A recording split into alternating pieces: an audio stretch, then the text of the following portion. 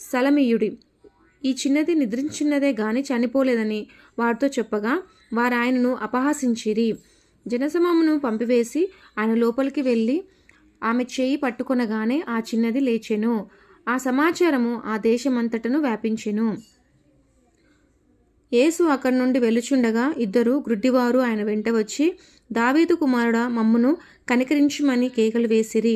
ఆయన ఇంట ప్రవేశించిన తర్వాత ఆ గుడ్డివారు ఆయన యొద్దకు వచ్చిరి.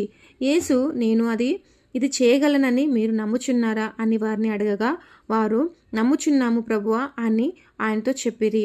అప్పుడు ఆయన వారి కన్నులు ముట్టి, మీ నమ్మిన చొప్పున మీ కలుగును గాక అని చెప్పినంతలో వారి కన్నులు తెరవబడెను.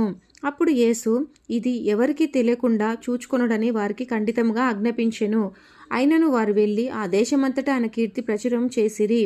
యేసును ఆయన శిష్యులు వెలుచుండగా కొందరు దయ్యం పట్టిన ఒక మూగవాణ్ణి ఆయన వద్దకు తీసుకుని వచ్చిరి. దయ్యము వెళ్ళగొట్టబడిన తర్వాత ఆ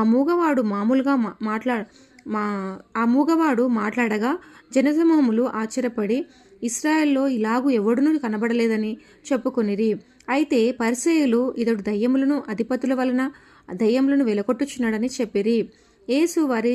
యేసు వారి సమాజ మందిరంలో బోధించుచు రాజు సువార్త ప్రకటించుచు ప్రతివిధమైన రోగమును ప్రతివిధమైన వ్యాధిని స్వస్థపరచుచు సమస్త పట్టణము యందును గ్రామముల యందును సంచారం చేసెను.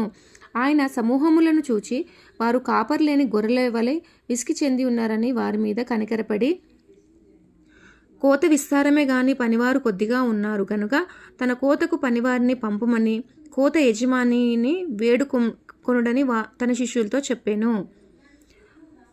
ఈ అధ్యాయం మొత్తంలో దేవుడి మీద కొంతమంది శిష్యులు, కొంతమంది జనాలు ఆయన మీద ఉంచిన విశ్వాసము, ఆ విశ్వాసం తగిన ప్రతిఫలము వాళ్ళు పొందారని నేను ఈ యొక్క అధ్యాయం ద్వారా తెలుసుకున్నాను. మన జీవితంలో కూడా ఇవన్నీ కూడా మన ముంగట దేవుడు కీలకమైన మాటలుగా, అంటే మనం బలహీన పడ్డప్పుడు విశ్వాసంలో, అల్ప విశ్వాసంలో మనం బలహీన పడ్డప్పుడు దేవుడు మనం ధైర్యపరచడానికి ఉపమానాలు చెప్పాడండి. సో మనలో ఎవరైతే ఇలాంటి బలీల చేత ఉన్నారో, అల్ప విశ్వాసం చేత ఉన్నారో, దేవుడు ఏమీ చేయలేడేమో, నేను ఎంత మొరపెట్టినా కూడా నా మొర వినవిడనేమో అని ఒకవేళ ఒక ఆలోచనతో ఎవరైనా ఉంటే అది నేను కూడా కావచ్చండి. కానీ దేవుడు ఈరోజు మనతో మాట్లాడుతున్నాడు. దేవుడికి అసాధ్యమైంది ఏమీ లేదండి. మనము కేవలం ఆయన మీద విశ్వాసం ఉంచితే సరిపోతుంది. ఆ విశ్వాసం మనం లేకనే మన జీవితంలో మనం ఎన్నో కోల్పోతున్నాము. ఇప్పటికైనా ఈ అధ్యాయం ద్వారా దేవుడు మనం ఎంత గొప్పవాడో, దేవుడు ఏ కార్యమైనా చేయగలుగుతాడని నమ్మిన వారందరూ కూడా మీ యొక్క సమస్యలు దేవుని మీద ఉంచి ప్రార్థన చేస్తూ ముందుకు వెళ్ళమని దేవుని నామమున వేడుకుంటున్నాను. ఆమేన్.